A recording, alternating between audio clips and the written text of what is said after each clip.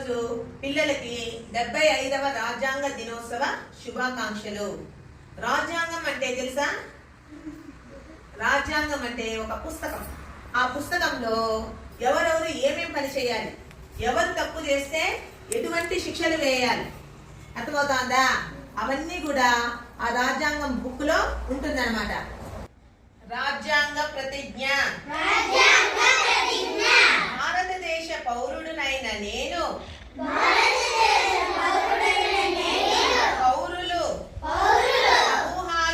సమూహాలు, సంస్థలు జయ జయ జయ అంబేద్కర, జయ దళిత జనస్వర.